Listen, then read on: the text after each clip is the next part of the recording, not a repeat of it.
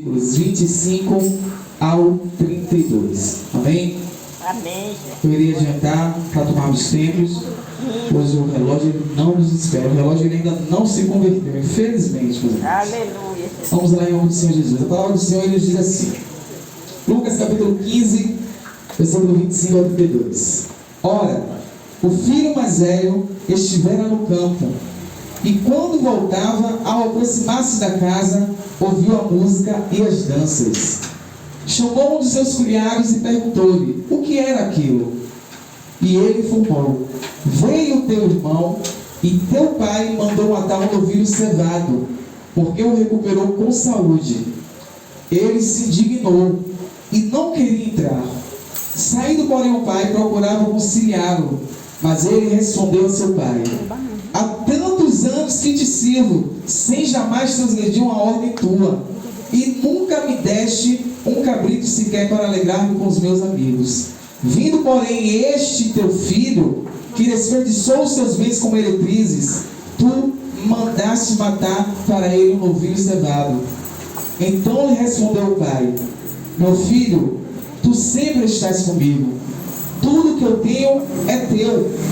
Entretanto, era preciso que nós regozijássemos e alegrássemos com o teu irmão, pois ele estava morto e reviveu, estava perdido e foi achado. Amém? Santo Eterno de Israel, Pai, aqui está a tua palavra, Senhor. Eis-me aqui como teu servo, como teu vaso, como canal de bênçãos para a tua casa, para a tua igreja, Senhor. Faz segundo o teu querer e tua vontade. Usa-me, Senhor, porque eis-me aqui. Amém? Amém. Meus amados irmãos, bastante conhecido esse capítulo de Lucas, seu capítulo 15. Nós temos 3 excelentes parábolas. Amém? Parábolas essas que o Senhor Jesus Cristo usou para meio que confrontar os escribas e fariseus que estavam assim criticando ele por se relacionar com pessoas pecadoras, com pessoas como nós estávamos antes, quando estávamos afastados da presença do Senhor. Na primeira parábola, iniciamos lá no versículo 3 ao 7, o Senhor Jesus Cristo ele fala da ovelha perdida, aquela que estava caminhando juntamente com as outras, mas por alguma forma ela errou o caminho e se perdeu. E o Senhor Jesus Cristo ele retrata a importância e a necessidade de ser recuperada aquela ovelha perdida. E ele disse que o pastor, ao contar as suas ovelhas e dar conta que uma estava perdida, ele pega as outras 99, põe em segurança e sai em busca daquela outra que se encontrava perdida. Mas ele não somente sai em busca daquela ovelha que estava perdida, ele procura, glória a Deus, aleluia, ele persiste, glórias a Deus, os microfones também precisam se converter. Ele persiste até encontrar aquela ovelha. E a palavra de Deus ela nos diz que ao encontrá-la, ele põe elas nos seus ombros, retorna para o aprisco, convida os seus amigos para que juntamente com ele eles iam se alegrar, pois aquela ovelha que estava perdida foi reencontrada, está de volta no aprisco do Senhor. Mais um pouquinho à frente, o Senhor ele nos fala em relação da dracma que foi perdida. Já mudou um pouquinho o contexto. Ambos no final dão o mesmo resultado. Mas eu quero que os amados irmãos se atentem a esses pequenos detalhes, que na parábola da ovelha perdida, ela se perdeu. Ela não foi perdida, ela se perdeu. Ela estava andando e no meio daquele caminho, ela desviou o caminho e se perdeu. Com a dracma já foi diferente. A mulher perdeu aquela dracma. Mas da mesma forma que o pastor fez com a ovelha, a mulher fez com a sua dracma perdida. A Bíblia ela vai nos contar que a mulher acende a candeia, Oh Deus, aleluia. varre a casa e procura com diligência, ou seja, procura incessantemente, procura com vontade, até encontrar aquela dracma que ela tinha perdido. E da mesma forma que o pastor fez, quando ela encontra aquela dracma, ela vai até as suas amigas e chama aquelas amigas para se alegrar, porque a dracma que ela havia perdido, ela encontrou.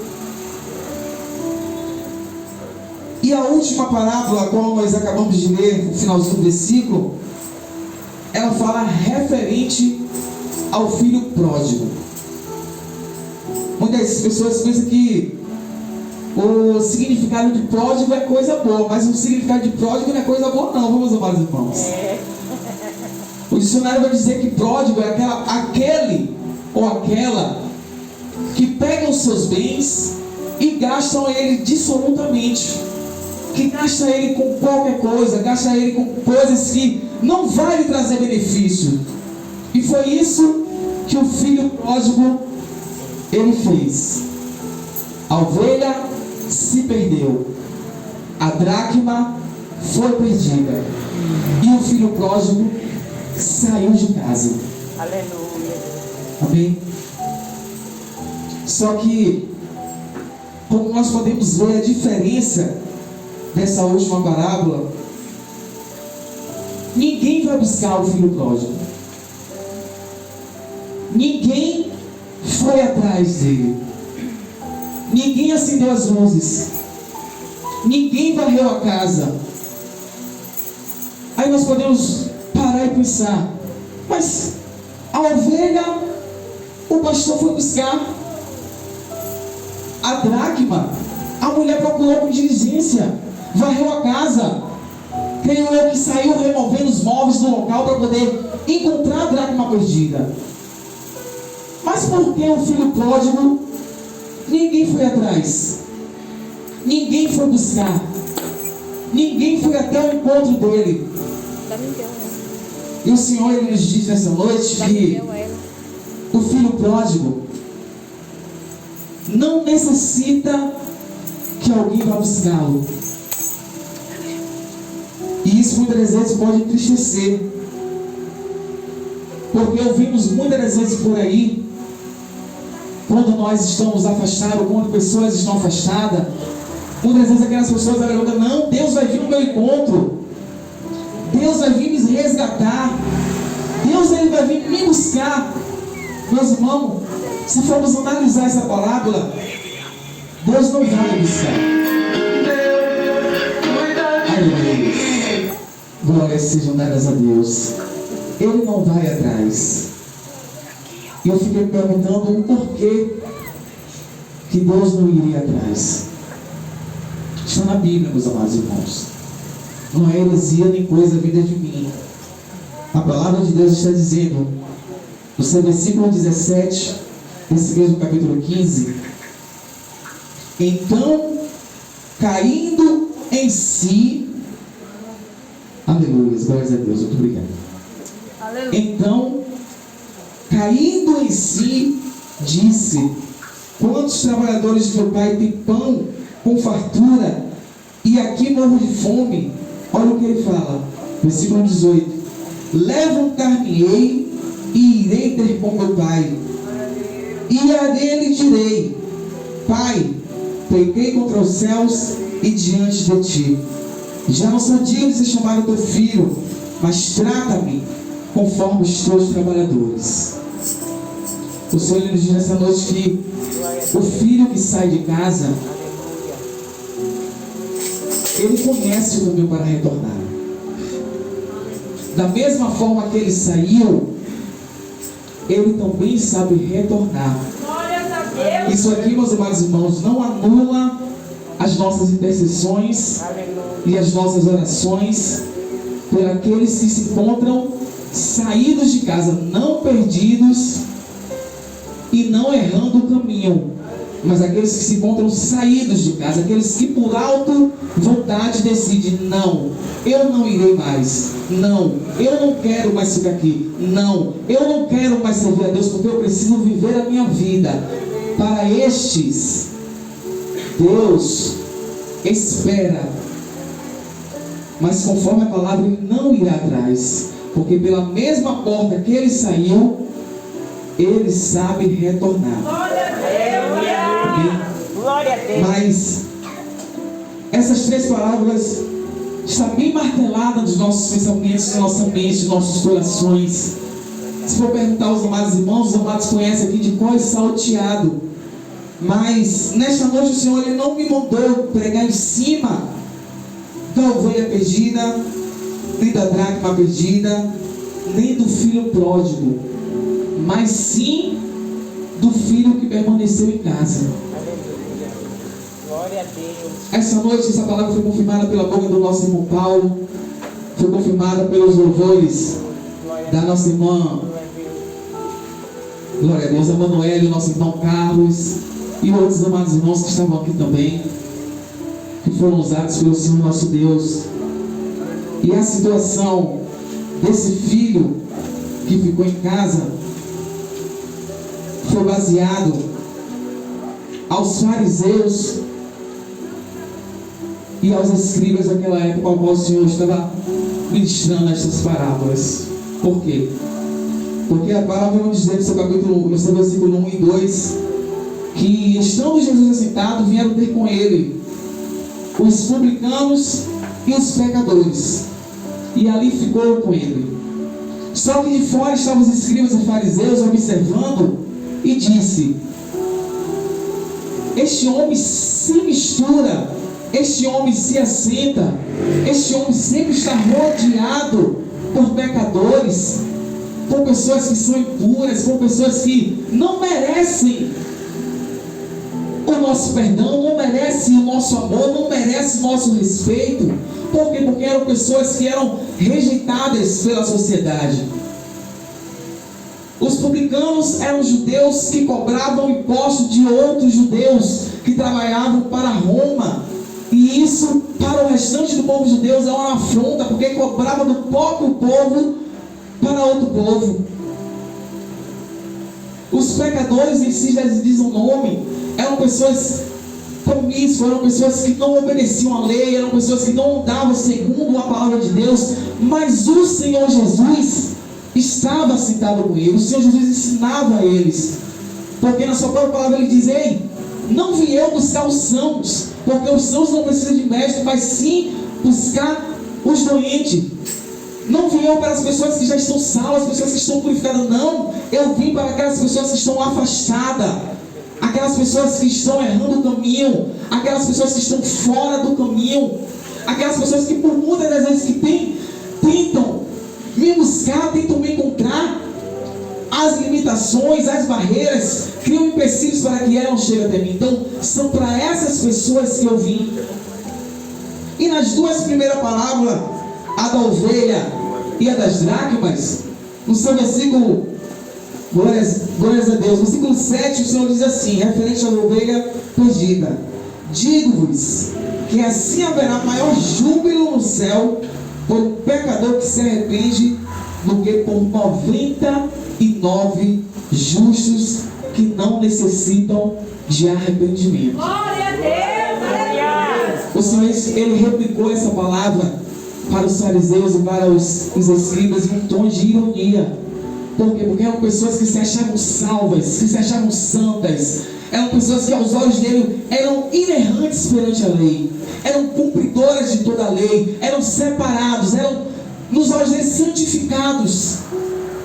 E quantas vezes nós mesmo não vestimos esse mesmo manto de separação, de santificação, de sermos melhores do que fulano ou de que ciclano, de julgar que fulano não merece a graça de Deus, de julgar que ciclano não merece a graça de Deus. Ei, eu e você estamos aqui é pela misericórdia e graça de Deus. Não há mérito em estarmos aqui. Não há forças, não há trabalho que nos mantenham aqui, a não ser a graça do Senhor nosso Deus. Referente à dracma perdida, o Senhor diz lá no seu versículo 10: eu vos afirmo que de igual modo há júbilo diante dos anjos de Deus por um pecador que se arrepende. O Senhor, Ele usa essas parábolas para dizer que o nosso Deus, Ele se importa sim com aquele que está perdido. Ele se importa aqui com aquele que desviou do caminho. Como o filho pródigo saiu, Ele também se importa. E como o pai do filho pródigo estava aguardando o seu retorno, Deus, Ele nos aguarda. Deus, Ele nos espera. Deus, Ele está ansiando pelo nosso retorno. Mas muitas das vezes, aquele filho que saiu, que se encontra lá no mundo e decide retornar, ao chegar em casa, se depara com o irmão que a todo tempo ficou. Muitas das vezes esse irmão somos nós. Senhor, meu Pai, eu em todo tempo estive com o Senhor, nunca transgredi uma regra sequer tua, e vindo este teu filho, nem como irmão mais ele considerava. Vindo este teu filho, o Senhor manda matar um bezerro cevado. Um bezerro cevado, meus amados irmãos, era aquele bezerro que estava ali preparado, aguardando uma ocasião especial, uma ocasião que verdadeiramente criasse intuito de poder preparar aquele bezerro. Mas para mim, que sempre estive com o Senhor, nem um cabrito o Senhor deu para mim me alegrar com os meus amigos. Glória a Deus, aleluia, Senhor. Quantas vezes, meus amados irmãos, nós não nos colocamos nessa mesma posição? Fulano, depois de ter feito, acontecido, pintado e bordado, agora é crente. Fulana, depois de ter passeado pelo mundo inteiro, resolve retornar para casa. Eu mesmo não acredito que ela está convertida. Eu mesmo não acredito. Não, pode enganar teu pastor, mas a mim não vai enganar. Quantas vezes não tomamos esse mesmo manto, não tomamos essa mesma postura em querer julgar o nosso irmão que estava lá fora, em querer apontar a nosso irmão que estava lá fora, em querer se fazer mais santo, mais digno, mais merecedor do que aquele ao qual o nosso Senhor e Salvador Jesus também derramou o seu sangue, também foi sacrificado por Ele, também foi ultrajado, também foi chicoteado. Mérito nenhum nós temos de estarmos aqui. Mérito nenhum nós temos de sermos, acharmos melhor do que o outro. Mérito nenhum nós temos de estarmos sentados nesse recinto. É tudo graça. É tudo graça. E a mesma graça que foi derramada sobre as nossas vidas, o Senhor, Ele derrama sobre a vida daqueles que estão lá fora. O Senhor, como esse pai esperava, no seu versículo 21, 22, 21. E o filho lhe disse, 20, me perdoe, meus amados irmãos. E levantando-se foi para o seu pai. Vinha ele de longe, quando o seu pai o avistou. E comparecido dele, correu, beijou e o abraçou. Dessa mesma forma, o Senhor nosso Deus aguarda o retorno daqueles que estão lá fora. E a forma a qual Ele quer que nós o recebamos, podem ter certeza que é totalmente diferente da forma que esse filho que permaneceu o recebeu. A palavra vai dizer que ele ficou tão contristado em saber que aquela festa não era para ele. Ficou tão contristado em saber que aquele boi cevado não foi matado para ele, que ele se indignou ao ponto de não querer entrar na casa para poder compartilhar aquela alegria ao qual todos que estavam ali dentro estavam tendo. Quantas vezes Deus levanta pessoas na igreja E nós, ao invés de termos o intuito de abraçar, de apoiar, de incentivar, não denegrimos. É Deus. Não, Senhor, poderia ter sido eu. Não, Senhor, o Senhor poderia ter me levantado. Não, Senhor, aquela unção poderia ser minha. Mas o Senhor, Ele preparou para o teu irmão. Quando nós pararmos de observarmos a vida dos outros e focarmos em nossas vidas, na nossa intimidade com Deus, as coisas que Deus tem preparado para nós irá acontecer. Aleluia. Glória a Deus. Sim. Verdade, Jesus. Glória a Deus. Amém. E o Senhor, Ele nos disse que o pai, ao encontrar aquele filho, o filho já tinha preparado ali no versículo 17 todo um texto. Pai, vou chegar até meu pai e vou dizer: Pai, pequei contra o céu e diante de ti, já não sou mais digno de ser chamado de um dos teus filhos, mas trata-me como um dos teus empregados. Ele já tinha preparado tudo, meu irmão Paloma. Ele já tinha preparado tudo, igreja. O Senhor, Glória a Deus. Aleluia. Ele já tinha preparado tudo. Ele já tinha ali dentro dele mesmo se arrependido. Ele já tinha se entregado. Aleluias. E foi ter com o pai. E a Bíblia nos relata que quando ele encontra o pai, que ele começa a dizer, o pai na mesma hora o interrompe. Por quê? Porque o Senhor nosso Deus, Ele conhece os nossos corações. Ele sabe quando nós fazemos para Ele de coração e de aparência. Hoje na escola dominical, o pastor falou referente a Salmo 139, versículo 2. Que o Espírito Santo de Deus, Ele esquadrilha os nossos corações e som dos nossos pensamentos. Ele nos conhece por dentro e por fora.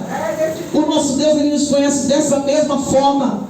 E como esse pai é a retratação do próprio Deus aqui, antes mesmo do filho dizer que não era mais digno de ser tratado como filho, que deveria ser chamado como um empregado, o pai o interrompe e diz, no versículo 22, o pai, 21, para vocês saberem.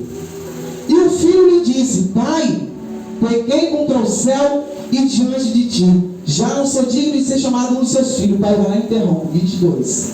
E o pai, porém, lhe disse aos seus servos: Trazei depressa a melhor roupa, vestiu, ponte um anel no seu dedo e sandália nos seus pés. Aleluia. Aleluia.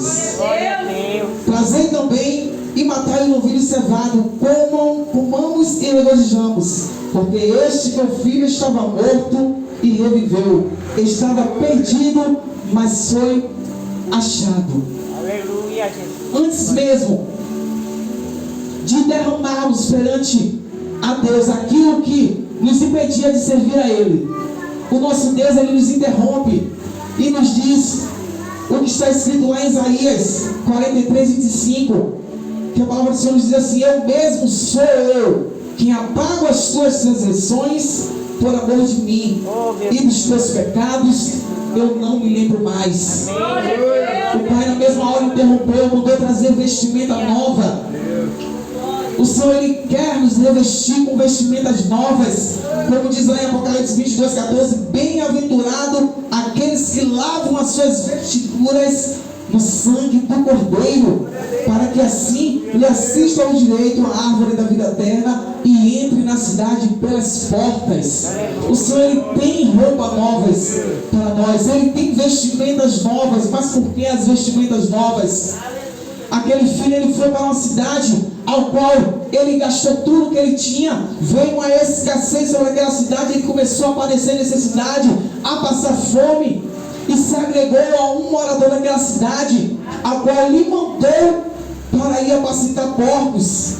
Para os amados que conhecem a história, o pior trabalho que um judeu poderia ter naquela época era apacentar porcos para outras pessoas. Por quê? Porque para os judeus, porcos são animais imundos. O Senhor fala lá na sua palavra em Levítico: Não comeis e não toque na sua carne morta.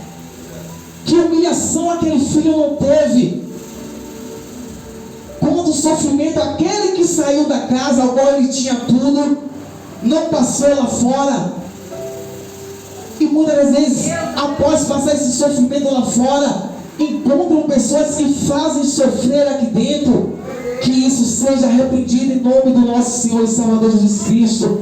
Que verdadeiramente tenhamos a mente de Cristo. Que verdadeiramente tenhamos um novo coração, um espírito reto, um coração capaz de perdoar, um coração capaz de amar. Porque o nosso Senhor, Ele fala lá em Lucas 19:10, porque o Filho do Homem não veio, aleluia, porque o Filho do Homem veio para buscar aquele que se havia perdido. Esse é o trabalho do nosso Senhor Jesus Cristo. E quando Ele nos dá a ordem de ir por todo mundo e pregar o meu Evangelho, é nesse mesmo intuito ao qual Ele nos manda. Em amar o nosso próximo, em amar o nosso irmão. Porque a própria palavra do Senhor nos dizer que aquele que não ama não conhece a Deus, porque Deus é amor. A mesma palavra que nos diz que quão bom e quão suave é que os irmãos vivam em união. Essas são as palavras que o Senhor lança em nossas vidas nesta noite. O Pai manda colocar roupas novas do seu filho e diz: ó, conjectura minha, mediante a palavra, todo o seu passado foi lançado no mar do esquecimento. Como ele estava padecendo, provavelmente a roupa dele estava suja.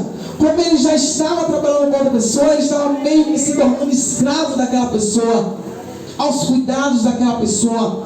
O seu pai lhe veste com rompimentos novos. Diz: olha, a partir de hoje você é nova criatura. Manda colocar um anel em seu dedo, como sinal de aliança, como retorno de forma a ser filho novamente do Pai. E manda calçar e sandália nos seus pés, porque naquele tempo somente os escravos andavam descalços. Olha o cuidado que o Senhor nosso Deus tem para com as nossas vidas. Olha o cuidado para que o Senhor teve comigo e para que tem com cada um de vocês. Cuidado extremamente.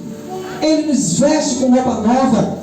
Ele nos sela com a sua aliança. Ele põe calçados novos nos nossos pés e diz: olha, você a partir de hoje tem vida nova.